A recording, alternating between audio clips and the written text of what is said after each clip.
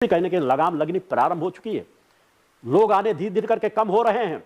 कहीं ना कहीं वो बार बार यहां सैकड़ों लोगों के फोन आते हैं कि हम वहां जा रहे थे मगर हम वहां अब नहीं जाएंगे। तुम अपने आश्रम में कई चीजों में सुधार करना शुरू कर दिए हो, और सुधार करो, ज्यादा सुधार कर लोगे। अनेकों ऐसी संस्थाएं थी जहां आवाज उठाई जाती थी, उन्होंने सुधार किया, मैंने उसे स्वागत किया जो सुधार किया गया, मगर कम से कम घटिया स्तर की वाणी छोड़ दो। घटिया कौन है यह तुम्हें निर्णय करना है कि तुमने अपने मंच से अपने कितने अपशब्दों का उपयोग तुमने किया है। शिष्यों के लिए भी तुमने गालियां दी। वो शिष्य जो जनसेवा समाज सेवा के कार्य में लगे हैं, केवल सत्य की बात को उठा रहे हैं, उन शिष्यों को भी तुमने ना मालूम कितने अपशब्दों का उपयोग किया।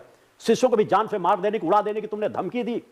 निर्भीक निडर अगर कोई पत्रकार छोटी सी बात उठाते हैं उनके लिए भी तुम धमकी देते हो। इसलिए मैं आज आह्वान करने के लिए आया हूं सभी मीडिया को, सभी को, कि एक मंच का जो आवाज उठी है उसमें कौन सही है कौन गलत है, मुखर होकर के आवाज उठाओ, मुझे कोई आपत्ति नहीं है। एक विचारधारा की आवाज उठाओ, मुझे कोई आपत्ति नहीं है, मगर वह सत्य पर आधारित होना चाहिए। एक बार नहीं 10 बार मेरे आश्रम में आओ, सुरक्षा मिलेगी, यहां व्यवस्था मिलेगी, यहां पर किसी को भय खाने की जरूरत नहीं। सत्यता की जानकारी लो। अगर कहीं मेरे जीवन में कोई भी आपराधिक एक कार्य भी ऐसा आपको नजर आ जाए तो मुझे मेरे मुंह में आके बता देना, मैं सुनने के लिए तैयार रहता हूं। मैं वैसा नहीं जीवन जीता। मेरे हृदय की कोमलता को तुम जैसे लोग क्या एहसास कर पाएंगे, जिन्होंने अपने हृदय को इतना कठोर बना रखा हो कि बस हृदय की सभी चीजों को बेच रहे हो। और कठोरता की मैंने कहा कल्पना भी नहीं कर पाओगे कि तुम जैसे लोग मेरे मन मस्तिष्क की विचारधारा को अंश मात्र भी परिवर्तित नहीं कर सकते। उठाओ गुरुशरण शर्मा, जितनी आवाज उठा सकते हो। मैं चाहता हूं चीखो, चिल्लाओ, इसके अलावा तुम्हारे पास कोई रास्ता नहीं बचेगा। जितना चीख सको चिल्लाओ, जितना अपने कुंड को इकट्ठा कर सको इकट्ठा कर सको। मैं सभी को एक साथ चुनौती देता हूं कि तुम जितने भूत प्रेत तंत्र मंत्र तुम्हें सिद्ध हो, उन सब का प्रयोग करके देख लो। अगर तुम मुझे बर्बाद कर सकते हो बर्बाद करके दिखाओ। तुम तो कहते हो 5 दिन के अंदर दुश्मन घुटने टेकेगा, ये ऐसा करेगा। प्रेमा साईं जैसे लोग हैं जो छड़ी के माध्यम से कहते हैं कि हम 1 मिनट के अंदर खून उनका बदल देते हैं, उनका डीएनए बदल देते हैं, उनको लेकर के बड़े बड़े जिन्नों को, पूरे प्रेतात्माओं को हम 1 सेकंड के अंदर भस्म कर देते हैं। सैकड़ों उनके भूत प्रेत जिन्न उनकी सेवा में लगे हुए हैं। तुम जैसे एक नहीं अनेकों लोग, मैंने सभी को चुनौती दी है। सैकड़ों लोग हैं जितने ऐसा तंत्र मंत्र करे, सही मार्ग से कोई पूजा पाठ तंत्र मंत्र भी कर रहा है, मुझे कोई आपत्ति नहीं है। मेरा एक जीवन है। तुमने कहा वो पहले तांत्रिक थे, अब ये कह रहे, मैंने कहा प्रारंभ से मेरा साधनात्मक जीवन रहा है। कोई मुझे किसी रूप से जानता है, कोई किसी रूप से जानता है।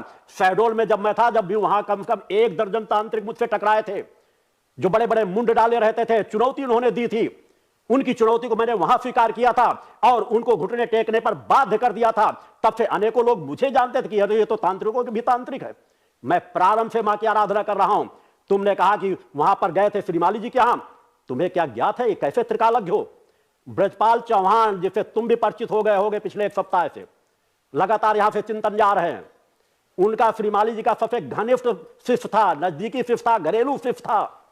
उनसे जुड़ा हुआ बच्चा बच्चा उनको जानता है। मैं जब वहां गया था तो वहां पर भी मैंने अपने 2.5 पेज का प्रपत्र लेकर के गया था, और 2.5 पेज के प्रपत्र में उनको मैंने पूरी जानकारी दी। जब मैं गया था, मैं अपने यज्ञों का, अपनी व्यक्तिगत साधनाओं की, अनेकों साधनाओं को पूर्ण करके समाज कल्याण का अपने जीवन को संकल्प कर चुका था। मुझे किसी साधनाओं की जरूरत नहीं थी।